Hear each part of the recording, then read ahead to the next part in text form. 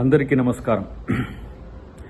మొన్న నిర్మల్లో జరిగిన సమావేశంలో మాట్లాడిన మాటల్ని కొంతమంది దుర్మార్గులు వక్రీకరించి ఫేక్ను క్రియేట్ చేసి క్రాప్ చేసి రాముణ్ణి నేను తూలనాడినట్టుగా ప్రచారం చేసేదాన్ని నమ్మొద్దని నేను విజ్ఞప్తి చేస్తున్నా. మా సగర సంఘం మిత్రుడు శేఖర్తో పాటు చాలామంది నాకు ఫోన్ చేసి అన్న విషయంలో వీళ్ళు తప్పుడు ప్రచారం చేస్తున్నారు కాబట్టి నువ్వు వివరణ ఇవ్వాలని చెప్పి అన్నందుకు నేను మీ ముందుకు వచ్చిన. రాముడు అందరివారు, రాముడు బీజేపీ వాళ్ళకు మాత్రమే సొంతం కాదు. అదే విషయాన్ని నేను చెప్పిన.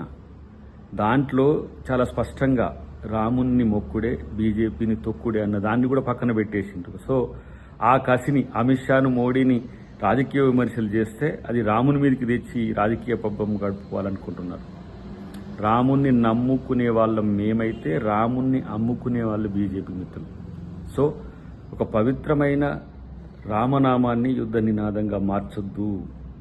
ఇది ప్రపంచంలో ఉన్న రామభక్తులను వంచినట్టే అనే విషయాన్ని బీజేపీ ఆర్ఎస్ఎస్ మిత్రులు గమనించాలని విజ్ఞప్తి. అన్నిటికంటే ముఖ్యంగా ఈరోజు రాజకీయాల కోసం మతాన్ని అసలు వాడొద్దని ఎలక్షన్ కమిషన్ చెప్తున్న వాళ్ళు పదే పదే అది వాడుతున్న పరిస్థితిని గమనించాలి. కాబట్టి రాముని భక్తుల మనోభావాలు ఎప్పటికీ అద్దంకి దాయకర దెబ్బ తీయడం చెప్పి తెలియజేస్తూ జై సీతారాం. అందరికీ నమస్కారం. మొన్న నిర్మల్లో జరిగిన సమావేశంలో మాట్లాడిన మాటల్ని కొంతమంది దుర్మార్గులు వక్రీకరించి ఫేక్ను క్రియేట్ చేసి క్రాప్ చేసి రాముణ్ణి నేను తూలనాడినట్టుగా ప్రచారం చేసేదాన్ని నమ్మొద్దని నేను విజ్ఞప్తి చేస్తున్నా. మా సగర సంఘం మిత్రుడు శేఖర్తో పాటు చాలామంది నాకు ఫోన్ చేసి అన్న విషయంలో వీళ్ళు తప్పుడు ప్రచారం చేస్తున్నారు కాబట్టి నువ్వు వివరణ ఇవ్వాలని చెప్పి అన్నందుకు నేను మీ ముందుకు వచ్చిన. రాముడు అందరివారు, రాముడు బీజేపీ వాళ్ళకు మాత్రమే సొంతం కాదు. అదే విషయాన్ని నేను చెప్పిన.